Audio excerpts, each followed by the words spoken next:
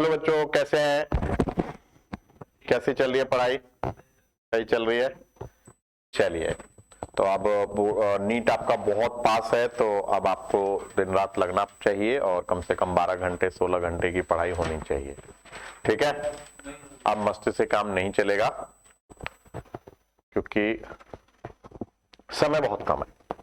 तो जल्दी से जल्दी अपना सिलेबस वाइंड अप करके कम से कम मॉक टेस्ट देना शुरू करो। जितने मॉक टेस्ट हों उससे फायदा होगा। बिना मॉक टेस्ट के सक्सेस नहीं मिलेगी। टाइम बहुत कम है। तो सनोज, कब तक मॉक टेस्ट खत्म कर रहे हो? मतलब कब तक सिलेबस खत्म करके मॉक टेस्ट शुरू कर रहे हो? 15 मार्च। 15 मार्च तक सब वाइंड अप कर दो और उसके बाद डेली रात में एक मॉक टेस्ट, बस और कुछ नहीं। देखो कैसे इंप्रूवमेंट आती है। पीवाईक्यू और मॉक टेस्ट कम से कम 25-30 नंबर आपके इंप्रूव करेंगे। ठीक है, तो हम लोग करंट इलेक्ट्रिसिटी में लगभग सब कुछ कर चुके हैं। अब हमारा जो टॉपिक बचता है वो बचता है मेजरिंग इंस्ट्रूमेंट। ठीक है, मेजरिंग इंस्ट्रूमेंट। मेजरिंग इंस्ट्रूमेंट के अंदर हम क्या क्या पढ़ेंगे? हम ऑलरेडी कुछ चीजें पढ़ चुके हैं, लेकिन मैं यहां पे फिर से लेने जा रहा हूं। इवन मैं व्हीट स्टोन ब्रिज को यहीं पे ले रहा हूं। व्हीट स्टोन ब्रिज, क्योंकि व्हीट स्टोन ब्रिज से रिलेटेड है क्या? Metre bridge. Metre bridge. उसके बाद हम लेंगे सबसे इंपॉर्टेंट टॉपिक जिससे क्वेश्चन आता है, पोटेंशियोमीटर। और पोटेंशियोमीटर के बाद हम लेंगे लेना चाहे तो लेंगे ammeter and voltmeter. Already कर चुके हैं, ये गैल्वेनोमीटर के अंदर आता है, तो इसको ऑप्शनल है, देखते हैं, लेते हैं। अदरवाइज कम से कम हम 3 टॉपिक आज तो हम कवर करते ही करते हैं। ठीक है, वो तो कैमरा चल ही नहीं रहा, तो ये कुलदीप क्या कह रहा है कि रिकॉर्डिंग हाँ चल रहा है, देखना हाँ चल रहा है। ठीक है, मुझे तो लगा कि यार मामला गड़बड़ है। तो आज हम शुरू करते हैं सबसे पहले व्हीट स्टोन। अच्छा कोई नहीं, अब जो भी है, अब क्लास अपना डिस्टर्ब नहीं करते हैं। सो आप लिखोगे following circuits are called Wheatstone. अच्छा 1 मिनट रुको, फ्लो को बनने दो जरा। Following circuits are called Wheatstone bridge. ठीक है, बस एक बार लिख लीजिए इसे और फिर हम 1 बाय 1 इसको लेते हैं, खत्म करते हैं आज, फिर हम नेक्स्ट टॉपिक उठाएंगे।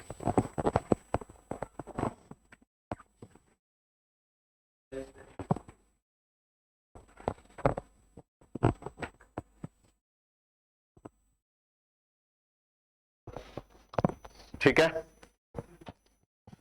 तो हम सबसे पहले लेने जा रहे हैं व्हीट स्टोन ब्रिज। तो following circuits are called Wheatstone bridge. अलग अलग टाइप्स हो सकते हैं, देखने में है सब व्हीट स्टोन ब्रिज ही। तो जब सबसे स्टैंडर्ड जो आपको मिलेगा वो ये मिलेगा।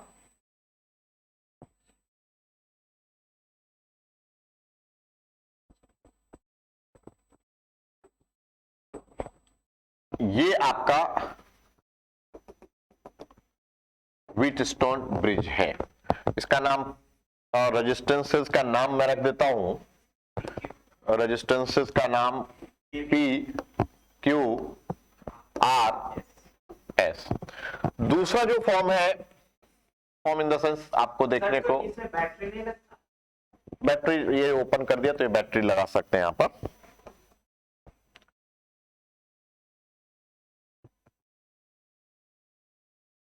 कितना रेजिस्टेंस है?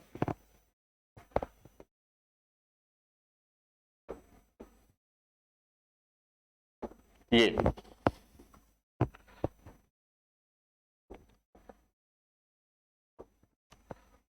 P Q R S। इसी तरीके से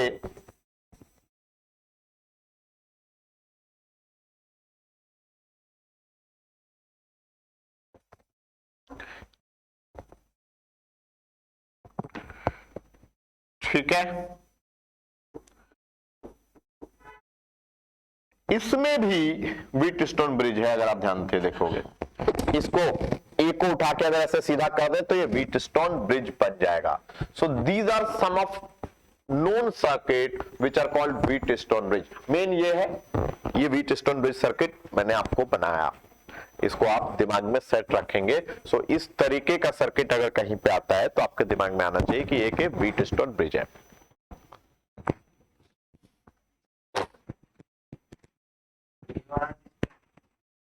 हाँ जी, ए और बी है, वो आर नहीं है, ए और बी है।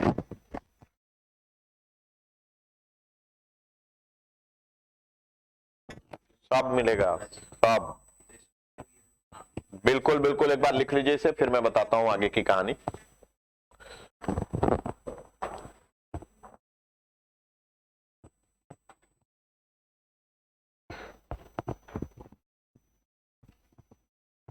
लिख लिया?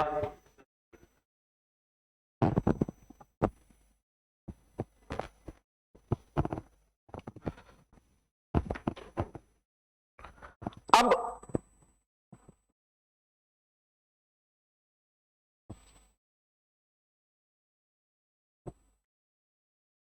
ठीक है, अब हम बात करेंगे बैलेंस व्हीटस्टोन ब्रिज। हम बात करेंगे balanced Wheatstone bridge. Balance condition किसको बोलते हैं? तो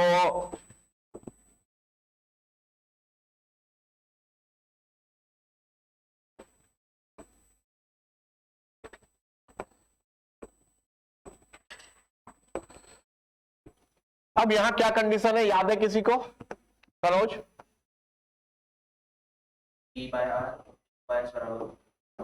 तो यहां कंडीशन होती है कि अगर P by Q equal to R by S है, if P by Q is equal to R by S, Wheatstone is said to be balanced.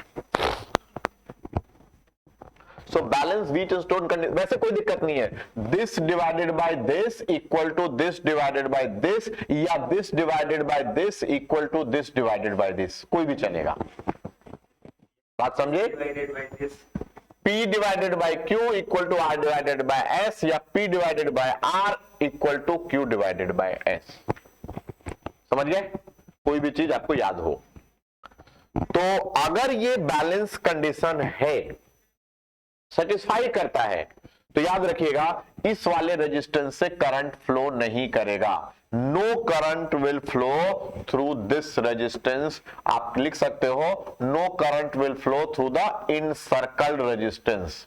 तो दिस बिकम इनइफेक्टिव। इनइफेक्टिव हो गया, इनइफेक्टिव हो गया तो फिर हमारी सर्किट क्या बन जाएगी? अगर आइडेंटिकल रजिस्टर, आपको मैं याद दिला देता करा देता हूं, अगर आइडेंटिकल रजिस्टर है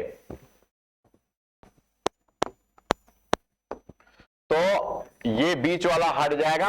अगर ये R R R R है तो R इक्वलेंट क्या हो जाएगा? R R 2R, R R 2R, और 2R 2R R।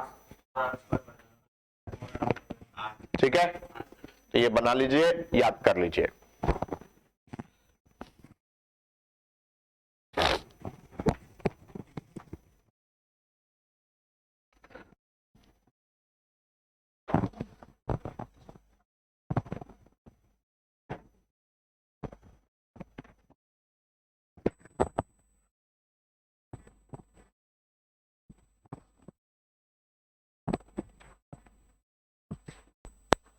ठीक है,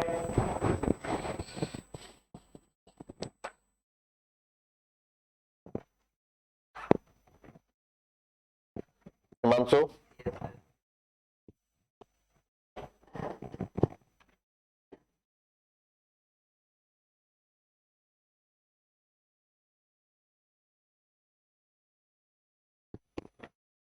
पढ़ा जाए। तो अब हम बात करने जा रहे हैं अनबैलेंस व्हीटस्टोन ब्रिज। तो अगर व्हीटस्टोन बैलेंस नहीं है, unbalanced Wheatstone bridge,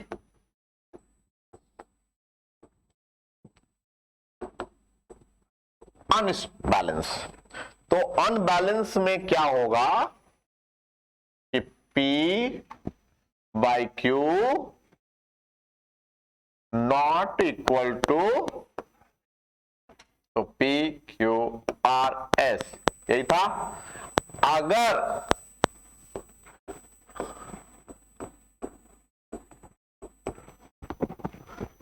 if P by Q not equal to, तो अनबैलेंस कंडीशन हो गई। अब इसमें आपको एक चीज बता रहा हूं, ध्यान रखना है सब लोगों ने।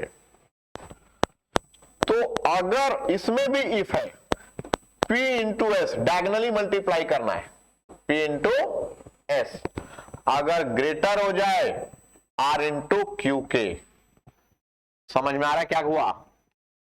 डायगनली मल्टीप्लाई करेंगे, P को S से मल्टीप्लाई करेंगे, तो P इंटू एस अगर बड़ा हो जाए R इंटू क्यू से, याद रखिएगा this will be at higher potential, VD will be at higher potential. Potential of D will be more than potential of B, and current will flow from D to B. Current की direction क्या होगी? D to B होगी। लेकिन अगर हमारा P into S less than R into Q हो जाए, तो बी हायर पोटेंशियल पे होगा, डी लोअर पोटेंशियल पे होगा, और करंट फ्लो करेगा बी टू डी। बात समझ में आ गई? वीडी मतलब पोटेंशियल ऑफ डी, वीबी मतलब पोटेंशियल ऑफ बी। तो डी पॉइंट का ज्यादा पोटेंशियल होगा, V represent potential, B point का कम पोटेंशियल होगा, और इस केस में करंट फ्लो करेगा डी से बी की तरफ। लेकिन अगर PS into R Q greater than PS into R, PS is less than R Q, then B will be at higher potential. समझ में आ गया? करंट B से D की तरफ फ्लो करेगा। तो ये व्हीटस्टोन ब्रिज में, इससे ज्यादा व्हीटस्टोन ब्रिज के बारे में हमको जरूरत नहीं है। ठीक है, तो एक बार अच्छे से रिकॉल कर लीजिए। अभी कुछ लोग आए हैं, हम क्या कर रहे हैं, ये जो सर्किट्स हैं, ये सर्किट्स आपके व्हीटस्टोन ब्रिज कहलाते हैं। देव, क्योंकि अभी आपने ज्वाइन किया है, कुछ बच्चे जो अभी अभी ज्वाइन कर रहे हैं उनके लिए हम एक बार इसको देख लें। This circuit are called Wheatstone bridge. बात समझ गए कि नहीं?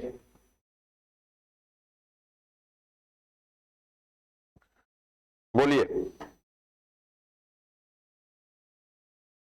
देव।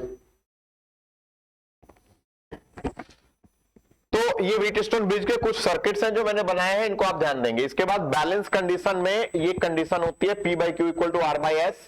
तो अगर ये कंडीशन है तो ये वाला ब्रांच काम नहीं करेगा, ये ब्रांच इनइफेक्टिव हो जाएगा।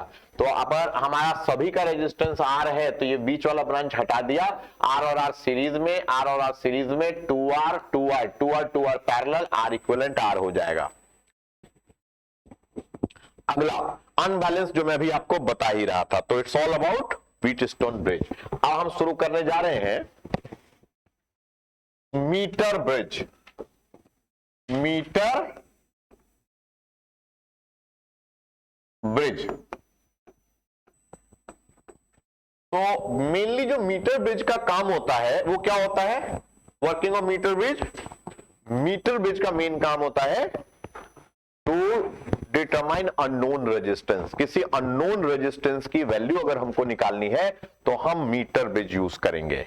सो metre bridge is use to determine unknown resistance. ये बात समझ गए देव? तो मीटर ब्रिज में हम क्या करते हैं, ये डायग्राम आप बेसिक रखेंगे, ये अननोन रेजिस्टेंस है X, और ये आपका known resistance, standard resistance R, जिसकी वैल्यू हमको पता होती है उसको स्टैंडर्ड रेजिस्टेंस बोलते हैं। ये बात समझ में आ गई? फिर ये एक वायर होती है 1 मीटर की, this is a wire of 1 meter, इसीलिए नाम 1 मीटर मीटर ब्रिज है।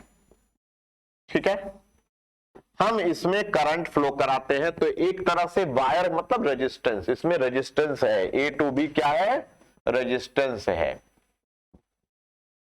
बीच में हम क्या करते हैं, कनेक्शन करते हैं, हम एक जॉकी के थ्रू गैल्वेनोमीटर कनेक्ट करते हैं और यहां पे टैपिंग करके नल पॉइंट फाइंड आउट करते हैं।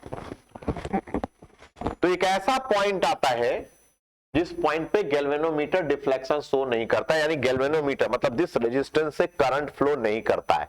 तो अगर मैं इसको भी एक रेजिस्टेंस मानूं और इसको भी रेजिस्टेंस मानूं, तो ये मेरा बन गया, क्या बन गया, व्हीटस्टोन ब्रिज। ये बात समझ में आया? अगर गैल्वेनोमीटर को ढक दिया, अरे पागल, मैंने तुम्हें दिखाने के लिए ढका, तो तुम सोच रहे हो कि एक्चुअली में ढक देंगे। बट रिपीट करना, कुछ नहीं समझ में आया, सब बुड़वक की तरह पूरा जो है सब ऑनलाइन के प्रोडक्ट हो। स्कूल गए नहीं, देखो फिर से, देखो फिर से,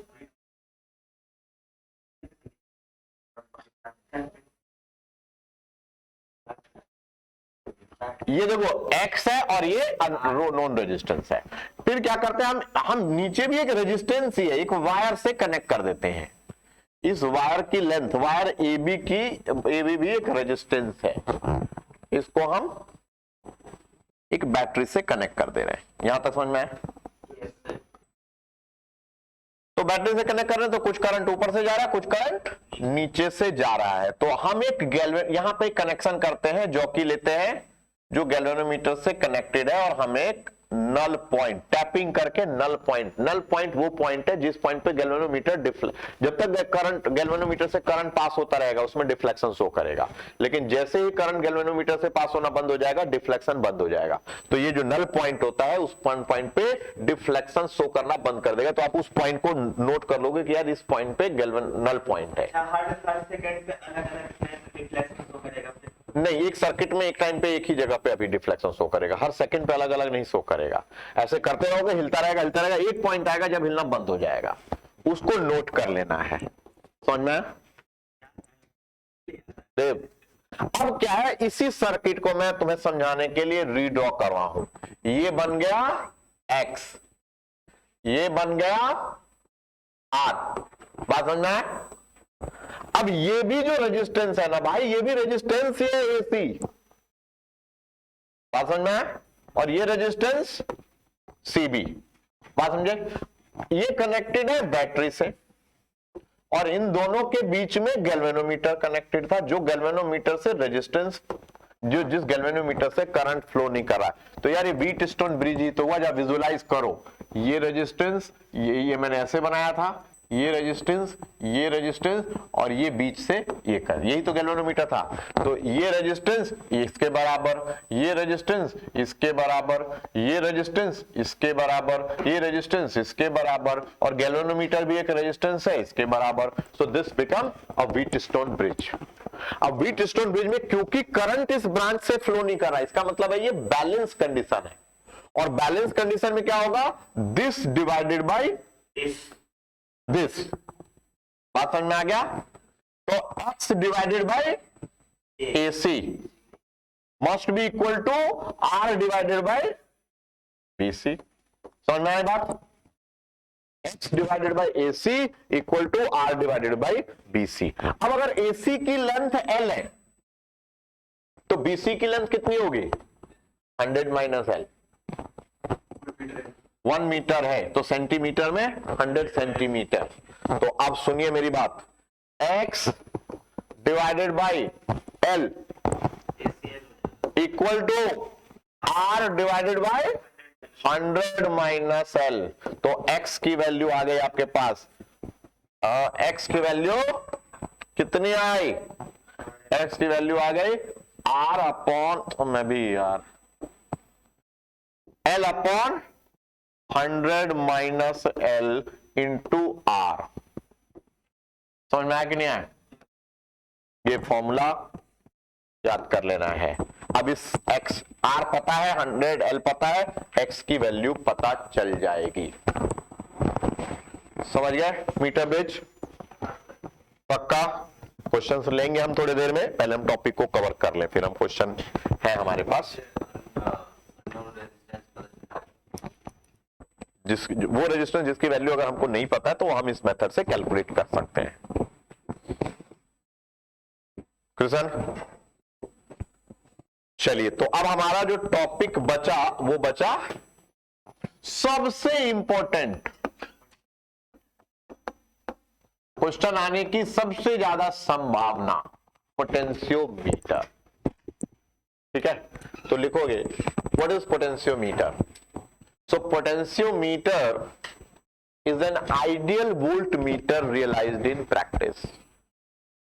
potentiometer is an ideal voltmeter realized in practice। Potentiometer क्या है? एक वोल्टमीटर है, ideal voltmeter realized in practice. Ideal ammeter हम नहीं बना सकते, लेकिन आइडियल वोल्टमीटर हम बना सकते हैं, और आइडियल वोल्टमीटर को ही पोटेंशियोमीटर बोलते हैं। अब होता क्या है, समझिए मेरी बात। पोटेंशियोमीटर में क्या होता है? एक वायर होता है। अब मैं तो एक वायर सिंपल बनाऊंगा, लेकिन स्कूल में जब आप गए होंगे, देखे होंगे, तो एक तख्ती के ऊपर ऐसे वायर बहुत सारे लपेट ऐसे घुमा घुमा के रखते हैं। इससे क्या होती है? लेंथ बहुत ज्यादा हो जाती है। अब अगर किसी भी वायर का लेंथ बहुत ज्यादा है तो उसकी रेजिस्टेंस इनफाइनाइट हो जाएगी, ज्यादा हो जाएगी। लेकिन अब मैं इतना नहीं बना के मैं क्या बनाऊंगा, मैं एक सिंपल वायर से रिप्रेजेंट करूंगा। तो मेरे पास जो ये है इंपॉर्टेंट टॉपिक का, ये 10 मिनट नहीं रुक सकते। ये एबी पोटेंशियोमीटर वायर है, एबी पोटेंशियोमीटर वायर है। एबी के अंदर करंट फ्लो कराना है, तो एक हम ड्राइवर सेल लगाते हैं। यहां पर ड्राइवर सेल का काम है इसके अंदर करंट मेंटेन करना। एक यहां पे रेजिस्टेंस हो सकता है, आप एक रेजिस्टेंस ड्राइवर सेल के साथ में ऊपर वाले सर्किट में सीरीज रेजिस्टेंस हो सकता है। इसका नाम आरएस कर देते हैं, सीरीज रेजिस्टेंस, मतलब ड्राइवर सेल के साथ में सीरीज में। ये बन गया बेसिक पोटेंशियोमीटर सर्किट। बस बात समझ में आ गया? ये बन गया बेसिक पोटेंशियोमीटर सर्किट। अब सुनिए, इसमें काम क्या करना होता है। इसमें सबसे इंपॉर्टेंट होता है पोटेंशियल ग्रेडियंट निकालना। तो पोटेंशियल ग्रेडियंट को आप समझेंगे, फिर मैं आगे बताऊंगा। Potential gradient, potential gradient. तो पोटेंशियल ग्रेडियंट जो होता है उसको के से रिप्रेजेंट करते हैं, वो होता है fall in potential per unit length. तो इसकी लेंथ अगर हम L मान लें, तो मेरे को बताइएगा पोटेंशियल ग्रेडियंट कितना होगा। कितना होगा पोटेंशियल ग्रेडियंट के? अब बहुत सारे बच्चे क्या गलती करते हैं, वो कहेंगे सर VD बाय L। याद रखिएगा, VD बाय L तब होता जब ये रेजिस्टेंस नहीं होता, क्योंकि ये रेजिस्टेंस नहीं होता तो जितना AB में ड्रॉप होता उतना ही VD के बराबर होता। लेकिन ये रेजिस्टेंस है तो कुछ ड्रॉप RS में भी हो जाएगा, तो यहां 100% ड्रॉप AB में नहीं मिलेगा। लेकिन हमारा मकसद है AB का ड्रॉप निकालने का। तो our purpose is to find drop across AB। तो K क्या होगा? K होगा potential drop across AB divided by length. अब AB का ड्रॉप कैसे निकाला जाए? AB का, तो AB के ड्रॉप के लिए मैं क्या करने जा रहा हूं?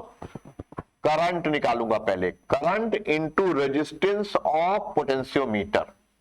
इसका रेजिस्टेंस RP से लिख रहा हूं, समझ में आ गया? I into RP divided bye L। अब बड़ा इंटरेस्टिंग, करंट सर्किट में कैसे निकाला जाए? करंट इस सर्किट में करंट किसके बराबर होगा? I Sanoj, VD divided by total resistance. इसका रेजिस्टेंस प्लस इसका रेजिस्टेंस, RP प्लस। पहले जिसने ये पोटेंशियल ग्रेडियंट निकालना सीख लिया उसके लिए बहुत आसान। बहुत सारे लोगों को पोटेंशियल ग्रेडियंट ही नहीं पता होता है। तो VD divided by RP plus, what is RP? RP is the resistance of potentiometer. What is RS? RS is the series resistance connected with driver cell. तो मेरे पास रट डालेंगे सब लोग, K is equal to RP divided by RP plus RS into VD by L, VD by L। ठीक है, अच्छे से दिमाग में सेट करना है कि किसी भी पोटेंशियोमीटर का पोटेंशियल ग्रेडियंट कैसे निकालते हैं।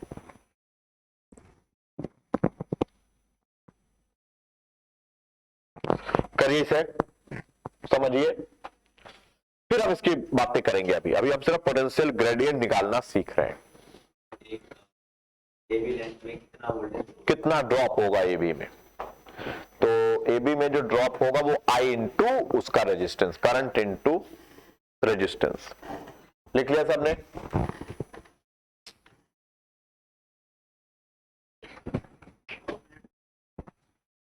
हाँ, नहीं, दो बातें हैं, इसके लिए या कुछ और के लिए जा रहे हो? बताओ यार, ऊपर जाना पड़ेगा तुम्हें। चलो, अब उसका तो कुछ कर नहीं सकते, जाओ।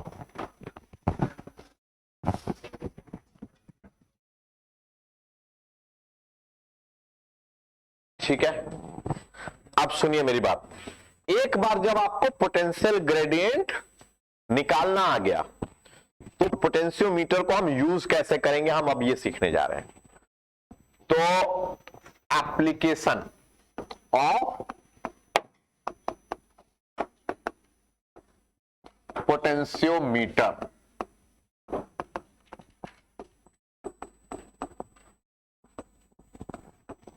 Application of potentiometer. तो मेनली इसका काम क्या होता है? पोटेंशियोमीटर का एप्लीकेशन ये क्या करता है? सेल्स का ईएमएफ कंपेयर करता है। Compare EMF of cells, different cells का ईएमएफ कंपेयर करेगा। दूसरा, कैलकुलेट या फाइंड किसी भी सेल का ईएमएफ कैलकुलेट कर देगा। और तीसरा, इंटरनल रेजिस्टेंस निकाल देगा आपको, इंटरनल रेजिस्टेंस निकाल देगा। तो ये तीन फंक्शन है, compare EMF of cell, calculate EMF of cell और इंटरनल रेजिस्टेंस निकाल देगा। अब कंपेयर कैसे करेगा उसको समझिए। ये मेरा basic circuit of potentiometer AB, this is basic circuit of potentiometer AB of series resistance RS। ये बात समझ में आ गई? अब जिस सेल का ईएमएफ निकालना है या कंपेयर करना है, उसके पॉजिटिव पोलैरिटी को इससे अटैच करेंगे। समझ में आ रहा है? और एक गैल्वेनोमीटर के थ्रू, जॉकी के थ्रू हम इसको कनेक्ट करके नल पॉइंट फाइंड आउट करेंगे। बड़े ध्यान से समझना, समझ में आ जाएगा। ये डायग्राम हम टैपिंग करके नल पॉइंट फाइंड आउट करेंगे। अब होता क्या है, ये मान लेते पॉइंट AC आया, तो मैंने कहा पोटेंशियल ग्रेडियंट है, तो AC में भी पोटेंशियल है। ऐसा नहीं है कि पोटेंशियल नहीं है, पोटेंशियल वहां भी ड्रॉप हुआ है। तो मैं एक, मेरे को जब समझाओगे, आप लोगों ने तो सर्किट सीख लिया है, ये पोटेंशियल ड्रॉप अक्रॉस AC है और नीचे पोटेंशियल ये रहा आपका ईएमएफ ऑफ सेल और ये इसका रेजिस्टेंस और ये रहा गैल्वेनोमीटर। देखिए मैं बिल्कुल तोड़ के आपको समझा रहा हूं, कोशिश करिए समझने की। ये सर्किट समझ में आया कि नहीं? इतने पोर्शन को मैंने वहां ड्रॉ किया है, इतने पोर्शन को मैंने यहां ड्रॉ किया है। क्लियर, समझ में आ गया? अब अगर VAC और EMF सेम है, यानी ऐसा सोचो दो सेल, इसका EMF और इसका EMF सेम है, तो कितना करंट फ्लो करेगा? क्यों जीरो? तो दोनों का पॉजिटिव पॉजिटिव कनेक्ट है, ये अपना भेजना चाहेगा, ये अपना भेजना चाहेगा, दोनों की सेम स्ट्रेंथ है, तो नेट करंट जीरो हो जाएगा। इसीलिए करंट जीरो होगा। यानी कब करंट जीरो होगा? करंट कब जीरो होगा? जब इस ब्रांच का पोटेंशियल और इस ब्रांच का पोटेंशियल बराबर होगा, क्योंकि करंट फ्लो ही नहीं कर रहा तो रेजिस्टेंस के थ्रू तो ड्रॉप होगा नहीं, तो EMF equal to potential drop across AC, और क्योंकि हमने पोटेंशियल ग्रेडियंट निकाला हुआ है तो के इंटू लेंथ एसी। समझ में आया कि नहीं आया? और लेट आओ, के है potential gradient, potential per unit length, समझ गए? ए बी का पोटेंशियल ग्रेडियंट समझ में आ गया? अब ये यहां पर अब हम ईएमएफ का मतलब निकालने नहीं जाएंगे, उस सेल के अंदर हमने पढ़ना था। हाँ अभी उस पर डिस्कशन नहीं करो, नहीं तो वो आउट ऑफ वे चला जाएगा। क्लियर है?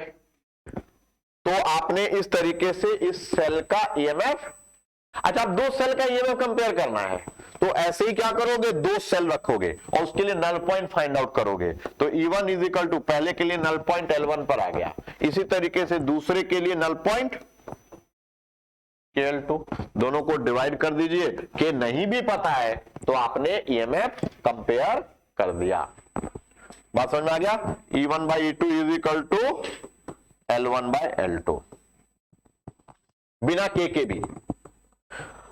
एक और बात, अगर हमको के नहीं पता है और फिर इसका ईएमएफ निकालना है तो हम क्या करेंगे, हम दो सेल लेंगे, एक अननोन और एक नोन, तो हमारे पास एक के लिए E इज इक्वल टू के L1 आ जाएगा, दूसरे के लिए E इज इक्वल टू के L2 आ जाएगा। ये सेकेंडरी सेल लेंगे, ऐसा सेल जिसका ईएमएफ पता होगा, दोनों को डिवाइड करेंगे, L1 L2 पता है तो E से हम निकाल लेंगे।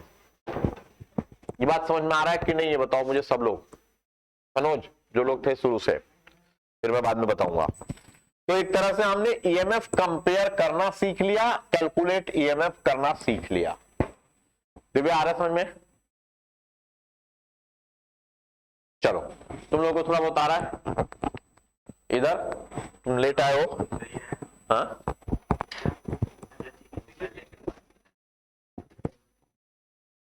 ठीक है, चलिए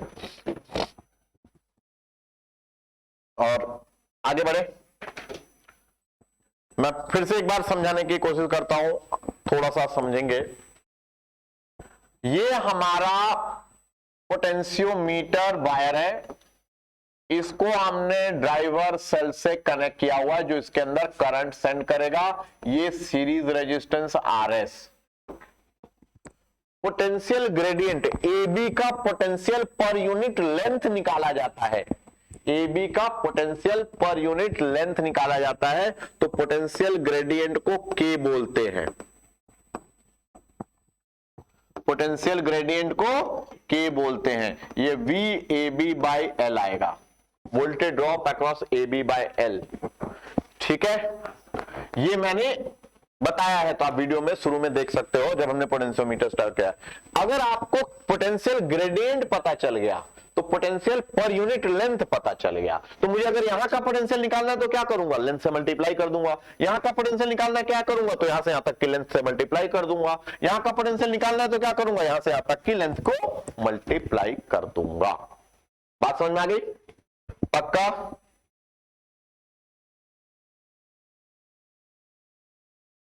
बोलिए। तो अब इसका यूज क्या करते हैं, एप्लीकेशन क्या करते हैं?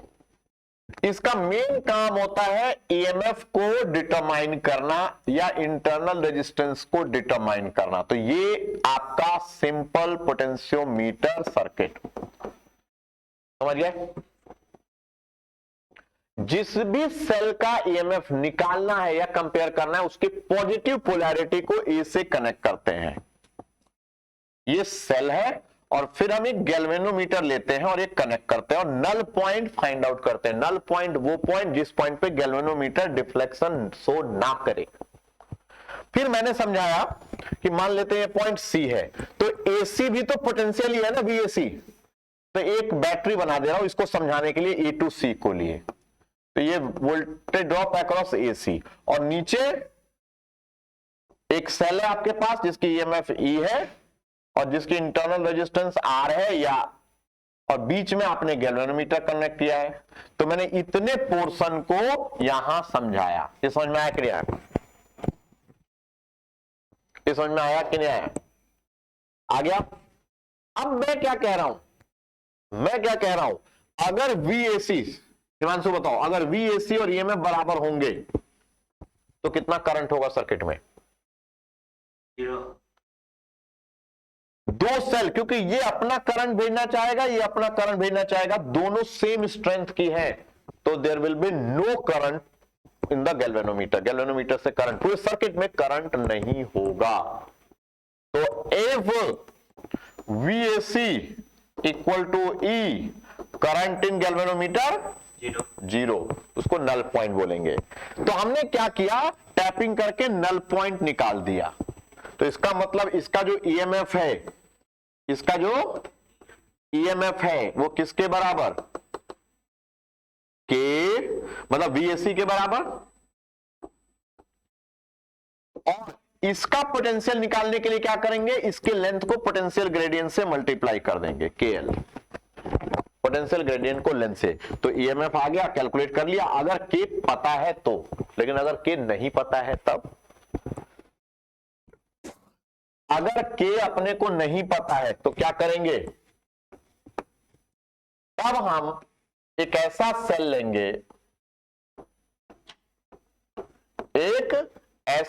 लेंगे, पहले 2 सेल लेने पड़ेंगे हमको, और नल पॉइंट मान लेते हैं हमने, पहले केस में E इक्वल टू KL1 आ गया, और एक दूसरा सेल लेंगे जिसका EMF हमको पता हो, और उससे नल पॉइंट KL2 आ गया। अब दोनों को डिवाइड कर देंगे, K कट जाएगा, तो E divided by ES equal to L1 by L2, तो EMF आ जाएगा L1 by L2 into ES। ये तो समझाने के लिए। तो L1 L2 पता होगा, सेकेंडरी सेल का EMF पता होगा, वो सेल जिसका EMF पता हो उसको हम सेकेंडरी सेल कह सकते हैं। समझिए सब लोग, बढ़े आगे। अब कंपेयर भी कर सकते हैं 2 सेल का, तो E1 by E2 is equal to L1 by L2 हो जाएगा। अब आइए, हाँ, सेम चीज रिपीट की थी जो इससे पहले मैंने किया था, ठीक है। अब हम इंटरनल रेजिस्टेंस कैसे निकालेंगे सेल का, तो इंटरनल रेजिस्टेंस के लिए सर्किट को थोड़ा ध्यान देंगे। ये VD, ये सीरीज रेजिस्टेंस, और ये पोटेंशियोमीटर का बेसिक सर्किट तैयार हो गया। हम क्या करेंगे, एक सेल लेंगे जिसका हमें इंटरनल रेजिस्टेंस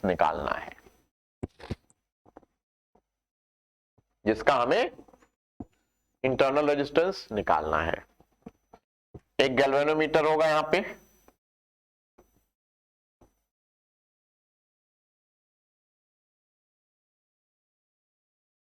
एक हम पैरेलल में नीचे रेजिस्टेंस लेंगे, जरा ध्यान से समझिएगा।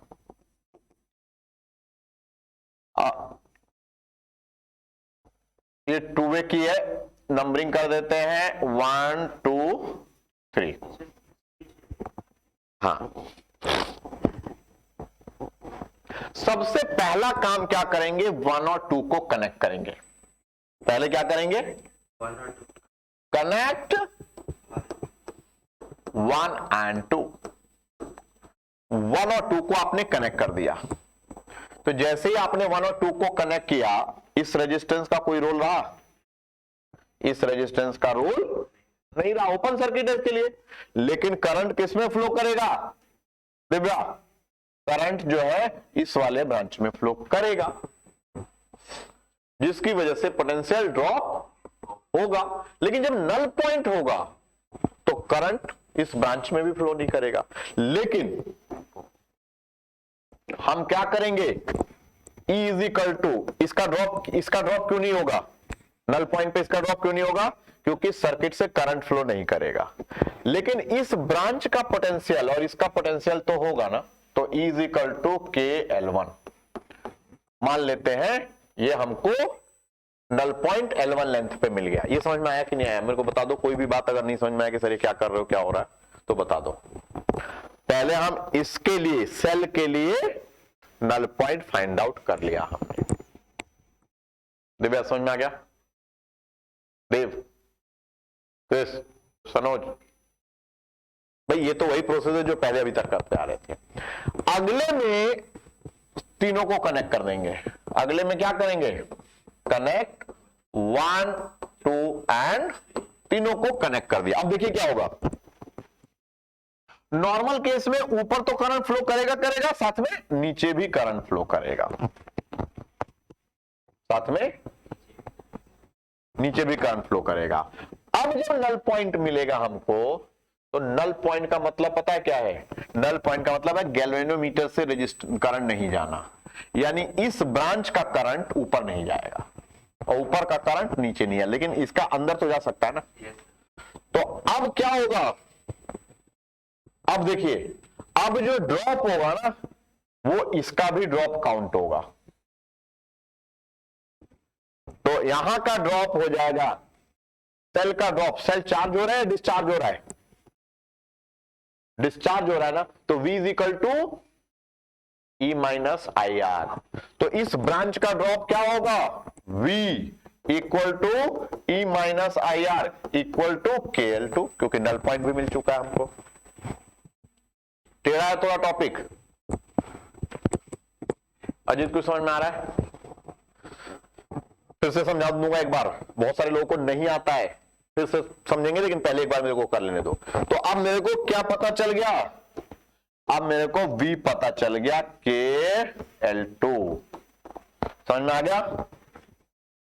अब E बाई V किसके बराबर? E बाई V किसके बराबर? जल्दी से बताओ। और बहुत पहले नहीं, बहुत थोड़े दिन पहले हमने सेल का इंटरनल रेजिस्टेंस का फॉर्मूला डिराइव किया था। R is equal to E by V minus 1 into capital R।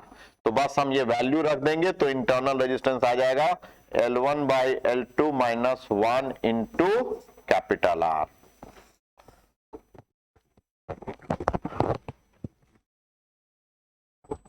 पहले तो समझ में आना, मुझे नहीं लग रहा कि सबको समझ में आया है, जिस तरीके से अजीत का चेहरा बता रहा है।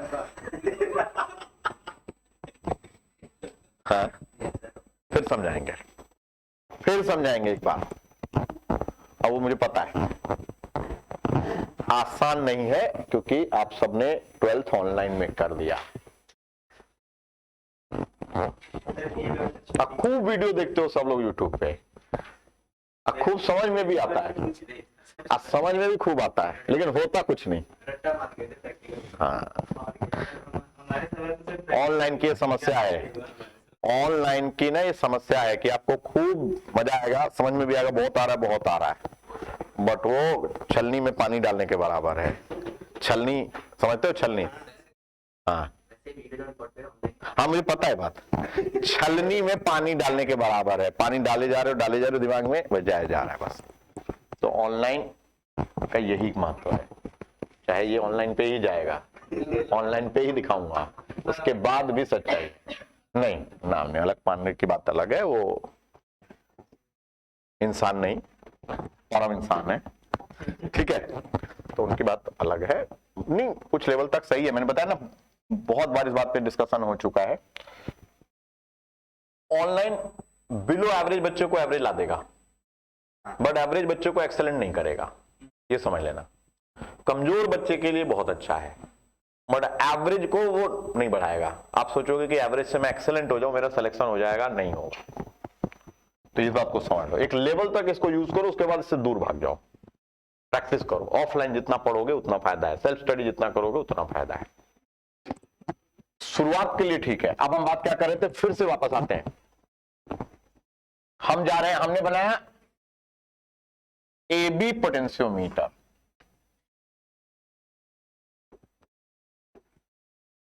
VD RS, ये हमारा बेसिक पोटेंशियोमीटर सर्किट है, एक बेसिक पोटेंशियोमीटर सर्किट है। अब जिस सेल का EMF इंटरनल रेजिस्टेंस निकालना है, हम क्या करेंगे, हम यहां पे कनेक्ट करेंगे पहले उसको। इसका अपना रेजिस्टेंस, ये इंटरनल रेजिस्टेंस है, ये इसका EMF है, ठीक है जी। तो हमने क्या किया, यहां पे की रख दिया।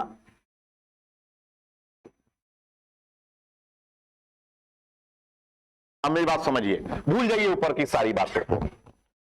अगर मैं इसको कनेक्ट करूंगा दिव्या, तो भाई करंट हमारा ऐसे फ्लो करेगा ना, इस ब्रांच में करंट फ्लो करेगा कि नहीं करेगा? और इस ब्रांच का पोटेंशियल जब हम निकालेंगे तो वो V is equal to E minus I R आएगा, और जो बराबर होगा इसके ड्रॉप के। ये बात समझ में आया नहीं? ये बात समझ में आ गई? पक्का? ये बात समझ में आ गई? तो हम क्या कर, नल पॉइंट पे क्या होता है, नल पॉइंट पे ना, मैं नल पॉइंट पे, ये गैल्वेनोमीटर है, नल पॉइंट पे इसका कोई रोल नहीं होता है, इसका सिर्फ आइडेंटिफाई, इसमें करंट जाएगा ही ना, इसका करंट इधर जाएगा ना इसका करंट इधर आएगा नल पॉइंट पे। तो ये जो मैंने बनाया नल पॉइंट बस मुझे बताएगा, क्या बताएगा, कि करंट फ्लो नहीं करेगा। तो और दूसरा इसका पोटेंशियल पता चल गया मुझे, तो मुझे इस ब्रांच की पोटेंशियल पता चल गई और इस ब्रांच की पोटेंशियल पता चल गई। इस ब्रांच का पोटेंशियल किसके बराबर है, V equal to E minus I R equal to capital I R equal to KL। समझ में आ गया? KL2।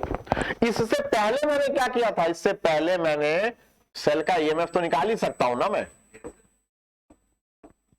ये VD RS। इससे पहले हमने इंडिविजुअली गैल्वेनोमीटर के थ्रू हमने ये EMF, ये R। तो जब अब नल पॉइंट आएगा तो क्या होगा, अब जब नल पॉइंट आएगा तो इसका रोल नहीं रहेगा। क्यों नहीं रोल रहेगा क्रिस? नल पॉइंट का मतलब है करंट फ्लो, और कोई सर्किट है ही नहीं जिससे करंट जा सके। तो इस, अगर इसमें करंट नहीं है इसका मतलब इसमें भी करंट नहीं है, तो इस बार इस ब्रांच का जो भी पोटेंशियल होगा वो EMF के बराबर होगा।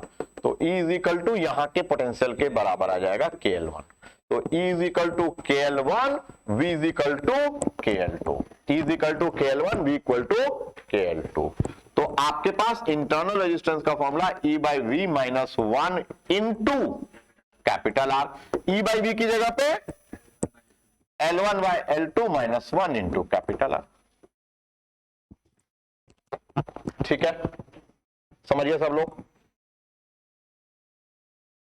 तो इस चीज को आप ध्यान देंगे। अब हम आ रहे हैं किस पार्ट पे, अब हम जाएंगे क्वेश्चन वाले पार्ट पे। लेकिन क्वेश्चन के लिए मेरे को वो टेलीग्राम पे मैंने डाला हुआ है यार, वो उसकी बनाया हुआ, तो थोड़ा सा देखो कैसे होगा। तो 2 मिनट, हम लोग टेक्निकल टीम हमारी आ रही है। और आइए इधर, आइए इधर, हमारे अलग सर भी आ गए हैं। देखो ना, बहुत फेमस कर रहा हूं। तो ये अलग सर हमारे साथ आज के वीडियो में, और अलग सर आज हमें टेक्निकल टीम प्रोवाइड करेंगे।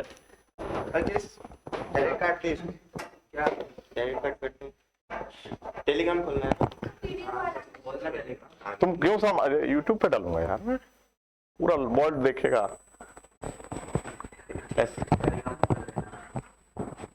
चलिए एक बार बढ़िया से दिखा दो सब कुछ। चलिए ठीक है। ऊपर देखो, ऊपर कैमरा ऊपर है। चलिए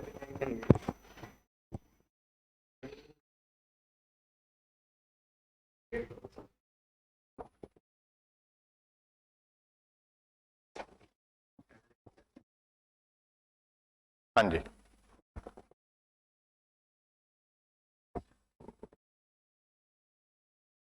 हो गया? ठीक है,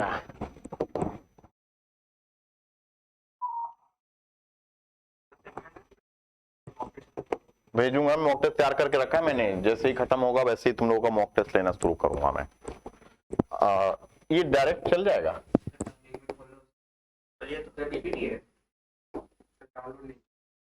PDF है।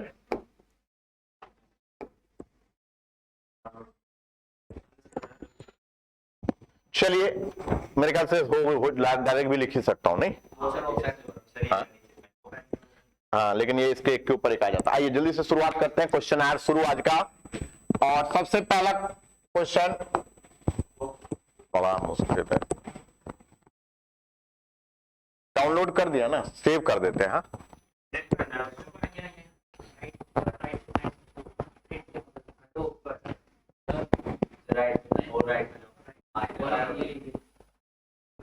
बड़ा मुश्किल है यार ये। तो मेरे नाम से है, इसी में कर दूं यार, कहीं और था यार। Potentiometer already exist, do you want to replace it?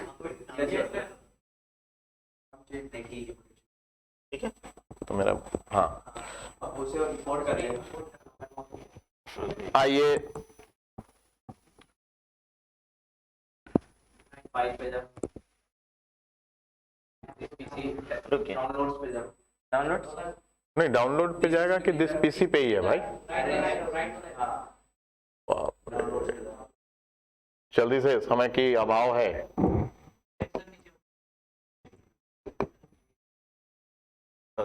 चलिए शुरुआत करते हैं आज के क्वेश्चन सेशन से। आइए, पहला क्वेश्चन 10 सेकंड के लिए। In the meter bridge circuit shown in figure find the length AB for null deflection. AB की लेंथ निकालनी है। AB की लेंथ निकालनी है, तो क्या करेंगे? This divided by this equal to this divided by this. समझ गए? 15 divided by AB equal to 10 divided by BC। काम खत्म। तो 15 divided by AB equal to 10 divided by BC। तो 15 AB की लेंथ निकालनी है। AB की लेंथ L मान ले, और BC की लेंथ कितनी लेंगे तब? Very good, 100 minus L। Solve करिए, L निकाल लीजिए। ये मीटर ब्रिज।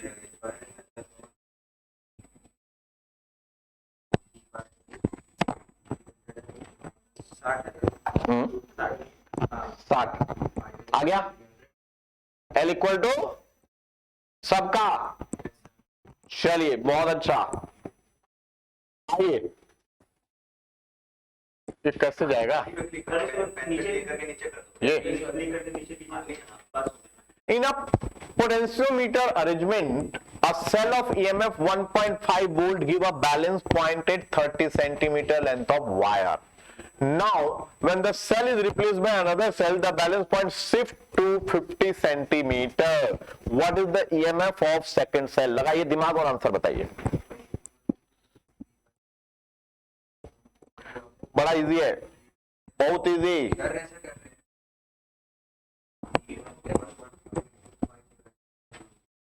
जब 1.5 वोल्ट वाला सेल है तो लेंथ 30 सेंटीमीटर है, तो E1 by E2 equal to L1 by L2 direct लगा दूं। E1 लूंगा 1.5, E2 नहीं पता, L1 लूंगा 30, E2 लूंगा, खत्म। तो E2 15 75 बाई 3 ना, 2.5 वोल्ट। वेरी गुड, थोड़ा वर्ड करेंगे।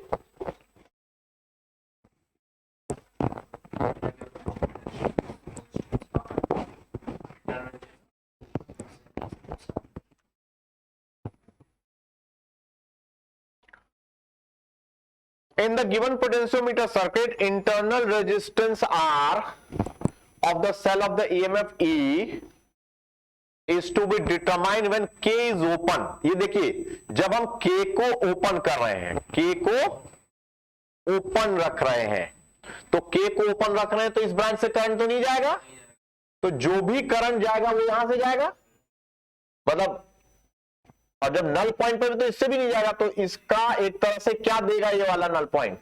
ये नल पॉइंट देगा E is equal to KL1। अब उसके बाद क्या किया है? उसके बाद उल्टा किया है इसने पोटेंशियोमीटर को, ठीक है ना? ये हम जो सर्किट ऊपर बनाते थे तो उल्टा नीचे बना दिया है। अब उसके बाद कहता है, पहले में length 6 when K is close, जब K को क्लोज कर दोगे, K को क्लोज कर दोगे तो क्या होगा? इस ब्रांच से करंट ऐसे जाएगा, और नल पॉइंट पे इस ब्रांच से करंट नहीं जाएगा, तो जो यहां का ड्रॉप होगा वो यहां के ड्रॉप के बराबर होगा, तब आपको टर्मिनल वोल्टेज पता चलेगा। टर्मिनल वोल्टेज, तो आपके पास इंटरनल रेजिस्टेंस का फॉर्मूला अभी कराया मैंने, अब मैं बहुत ज्यादा समय नहीं दूंगा। E by V L1 by L2 -1 into capital R. 10 subjective question कहीं से भी ऐसे लड़ रहा, कहीं से भी आप कर दीजिए, आपका कॉन्सेप्ट बिल्डअप हो जाएगा। हाँ भेज दूंगा मैं। हो गया, आ गया। चलिए अगला 10 सेकेंड का क्वेश्चन। सेम ही क्वेश्चन है क्या? मुझे तो सेम ही लग रहा है। करो।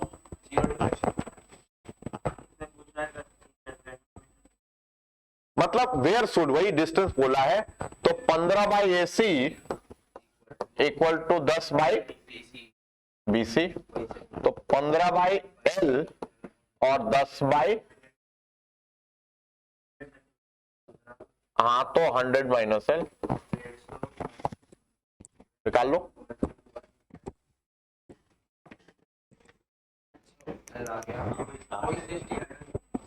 वही खेमी है। आइए,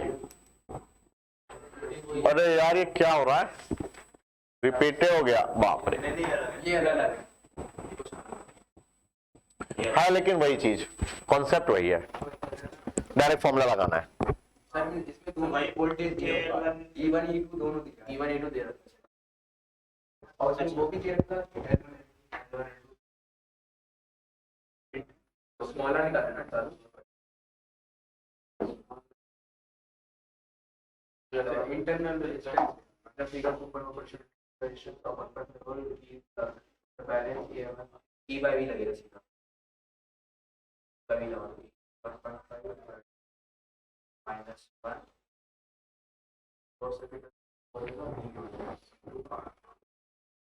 आंसर चाहिए मुझे इस बार। Krishna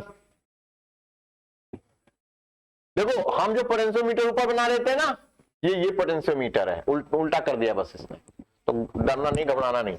figure shows 2 volt potentiometer, तो पोटेंशियोमीटर से 2 वोल्ट अप्लाई किया, use for determine internal resistance of a 1.5 volt cell, तो EMF हो गया 1.5 volt. When the key K is not open, जब ये ओपन नहीं होगा तो सिर्फ EMF देगा, क्योंकि इसमें ड्रॉप नहीं होगा, तो हमको E इज इक्वल टू, ये दूसरा E है, ठीक है, हाँ, E is equal to null point कितना है K into 60 centimeter and close circuit the balance point, फिर V is equal to K into, तो यहां से E बाई V का रेशो आ गया, और R is equal to E by V -1 into capital R। Capital R कितना लोगे? 10 Ohm। समझ गए? जल्दी लेकिन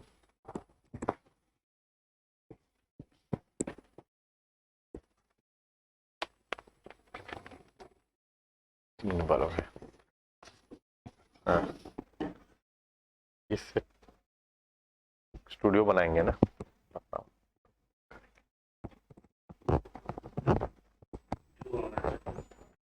ठीक है, बढ़े आगे।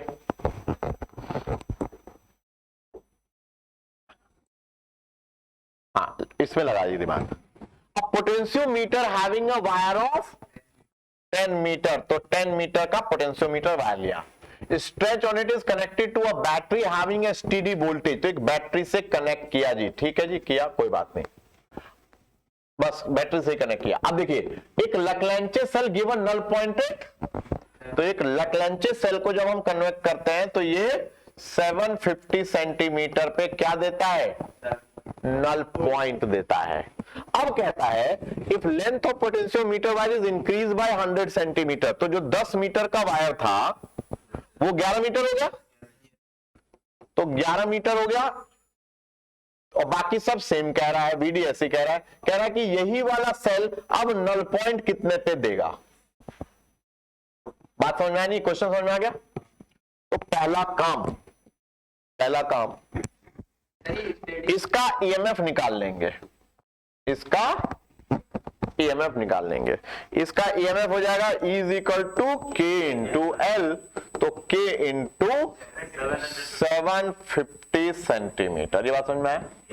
अब प्रॉब्लम क्या आ रही है कि जब आप इसकी लेंथ बढ़ाओगे ना तो पोटेंशियोमीटर का के चेंज हो जाएगा, क्योंकि के का फॉर्मूला मैंने क्या लिखवाया था, किसी को याद है तो बताए मुझे। के है RP by RP plus R S into VD by L. तो भाई एल चेंज हो गया ना, तो के चेंज हो जाएगा कि नहीं हो जाएगा? तो हम एक काम करते हैं, पहले हम एक इक्वेशन बना लेते हैं और यहां से ईएमएफ निकाल लेते हैं। E इज इक्वल टू के में के क्या होगा यहां पर? अब एक बात इंटरेस्टिंग, यहां पे सीरीज रेजिस्टेंस दिया ही नहीं है, नहीं दिया ना, तो सीरीज रेजिस्टेंस हट जाएगा, तो आरपी आरपी कट जाएगा, तो वीडी बाई एल ही तो बचेगा। तो ये बन गया वीडी बाई एल कितना है? नहीं, ओरिजिनल पोटेंशियोमीटर का 10 मीटर इंटू 750। ये बात समझ में आया कि नहीं आया? सेंटीमीटर को सेंटीमीटर में रखो, मीटर को मीटर रखो। अब क्या होगा, सेम सेल है, इसकी ईएमएफ तो चेंज नहीं होगी। अब ईएमएफ क्या होगा इसकी? के क्या लूंगा इस बार? वीडी डिवाइडेड बाई लेंथ कितना लूंगा? 11 into sorry x into x. अब आप इन दोनों को इक्वेट करिए और x की वैल्यू निकाल लीजिए। करिए इसे जल्दी से। हाँ जी, हाँ स्टेडी वोल्टेज, जो वोल्टेज कांस्टेंट हो जाए, फिक्स वोल्टेज।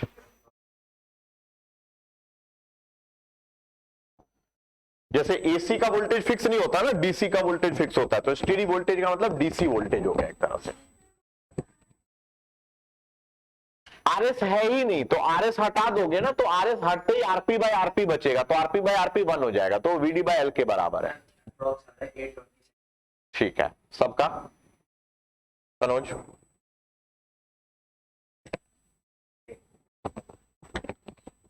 बोलो, दिव्या क्या समस्या? पक्का? चलिए आगे बढ़ो। अब आइए एक क्वेश्चन।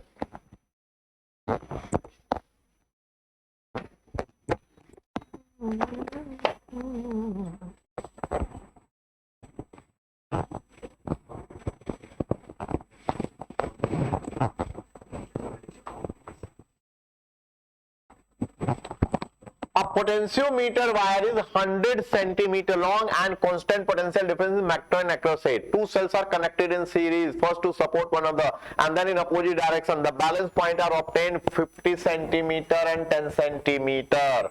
अब समझिए मेरी बात, एक बेसिक पोटेंशियोमीटर डायग्राम बनाते हैं। This is AB and this is a basic potentiometer circuit. दो सेल्स लिए गए जो शुरू में एक दूसरे को सपोर्ट कर रहे हैं। सपोर्ट कर रहे हैं मतलब ये बात समझ में आए? और तब जो नल पॉइंट आई वो आ गई कितना? 50। ये कहानी समझ में आ गई? तो मुझे आप बताएंगे देव, इस ब्रांच की ईएमएफ कितनी होगी? इस ब्रांच की EMF E plus E 2E होगी। अच्छा, ये ईएमएफ सेम तो नहीं है ना?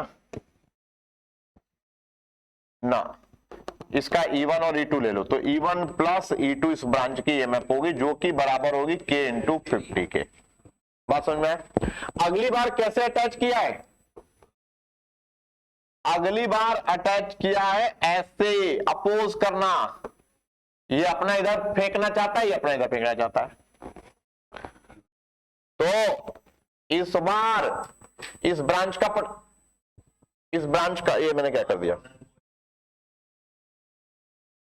नहीं, डायग्राम तो ठीक है, थोड़ा सा इसको पोटेंशियोमीटर और ये वीडी, इसका नल पॉइंट E1 माइनस E2 equal to K into divide करिए E1 E2 की वैल्यू निकालिए। शायद E1 E2 का रेशो ही पूछा था। क्वेश्चन समझ में आ रहा है कि नहीं आ रहा है? पक्का?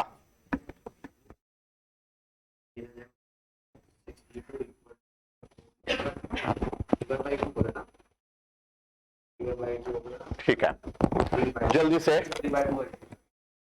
पक्का सब लोग कंप्लीट कर लो।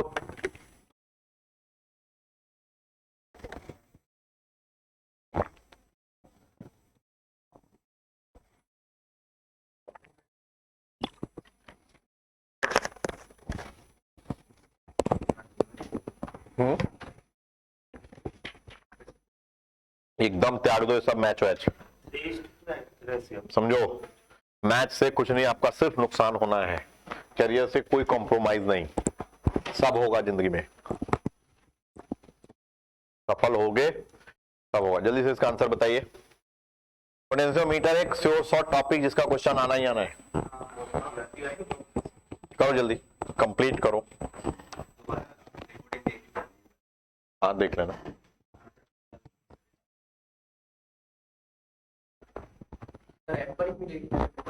नहीं इस पे अभी बात करेंगे थोड़ी देर में, पहले खत्म हो जाए फिर उसके बाद करेंगे। बहुत प्यारा क्वेश्चन है और हर कोई कर सकता है मेरे पढ़ाने के बाद, लेकिन डिपेंड करता है कि आपने समझा कितना, पढ़ा कितना। A potentiometer wire of length L and a resistance small r are connected in series with the battery of EMF E0 and the resistance R1. And a known EMF E is, देखो a potentiometer wire of length L, ये potentiometer wire लिया, इसकी length L है और इसकी resistance R are connected in series with a battery of EMF E0 and the resistance R1। यहां तक तो कहानी हो गई। उसके बाद कहता है कि an unknown EMF is balance at a length L, तो एक अननोन ईएमएफ लिया और ये बैलेंस कहां पे हो रहा है, लेंथ एल ना। ईएमएफ की वैल्यू बतानी, तो पहले ईएमएफ की वैल्यू क्या होगी ये बताओ मुझे फॉर्मूले के हिसाब से, is equal to K into L small L. अच्छा के किसके बराबर होगा, के का फॉर्मूला आरपी, आरपी मतलब resistance of potentiometer, P upon R plus R1 into E not by L into L, बस खत्म, आंसर आ गया।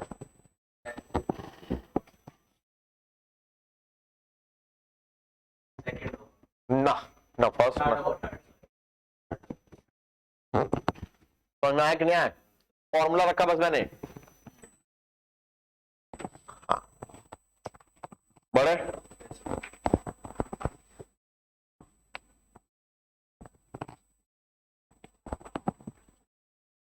फटाफट कर दीजिए, फॉर्मूला में वैल्यू पुट करिए।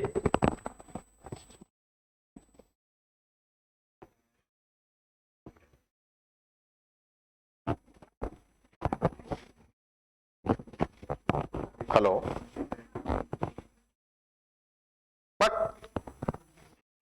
लोने के पीछे सब पैसा।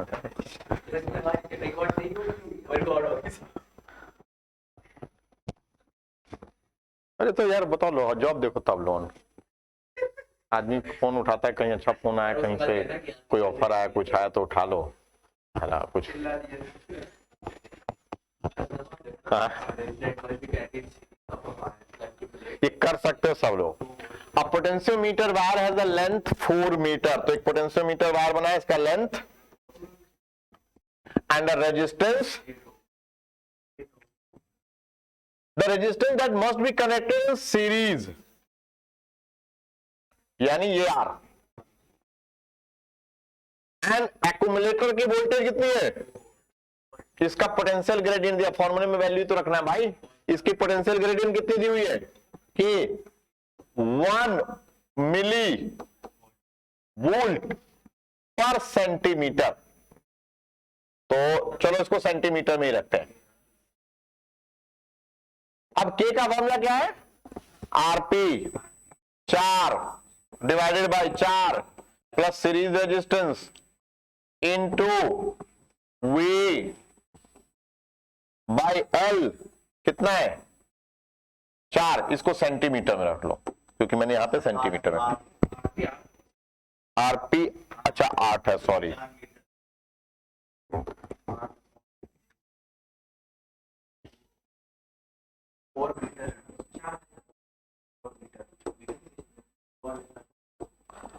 आठ आठ आर 1/200, तो ये 200 आएगा, तो ये point by 8 plus R into 200 into 10 की पावर -3 इक्वल टू 8, यही ना? तो 8 प्लस आर इंटू 0.2 होगा ये। सॉल्व करिए। तो 8 प्लस आर हो गया 8 बाई 0.2, 8 इंटू 10/2, 8 पंजे 40, तो आर आ गया 32, 32 ओम। समझ गए? प्रशांत बोलिए मुझे।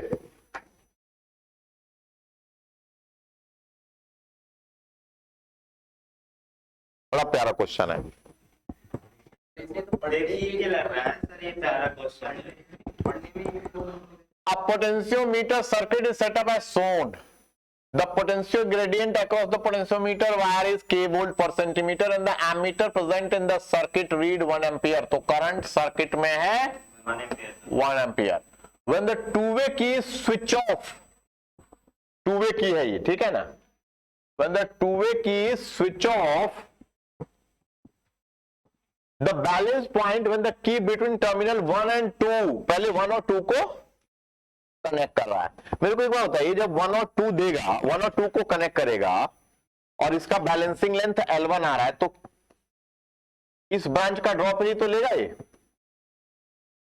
तो इस ब्रांच का ड्रॉप कितना होगा? क्योंकि नीचे वाले ब्रांच में कंटिन्यूअसली ये कनेक्टेड है, तो नीचे वाले ब्रांच में कंटिन्यूअसली करंट फ्लो कर रहा है। तो यहां पे ड्रॉप कितना होगा? I into R equal to K into, ये बात समझ में आया कि नहीं आया? समझिए फिर से। जब हम सिर्फ 1 और 2 को कनेक्ट कर रहे हैं, इस ब्रांच में करंट कंटिन्यूअसली फ्लो कर रहा है ऐसे। तो इस ब्रांच, ये वाला ब्रांच तो सर्किट में नहीं आया ना, इस वाले पार्ट में तो नहीं आया ना, तो यहां का ड्रॉप और यहां का ड्रॉप बराबर हो गया। तो I into R equal to KL1। अब जब 1 और 3 कनेक्ट होंगे तो क्या होगा ये बताओ मेरे को। 1 और 3 कनेक्ट हो रहे हैं, तब पता क्या होगा? तब इसका भी ड्रॉप होगा और इसका भी ड्रॉप होगा। तब आप लोगे I into R plus X equal to KL2। और I1 दिया हुआ है तो R की वैल्यू क्या हो गई? KL1, और I1 है तो R plus X equal to KL2, तो X की वैल्यू आ जाएगी KL2 माइनस R, और R किसके बराबर? KL1 के बराबर। तो आंसर आ गया KL1 and KL2 minus L1। ठीक है, तो आज की क्लास अब यहीं समाप्त करते हैं। Thank you, bye.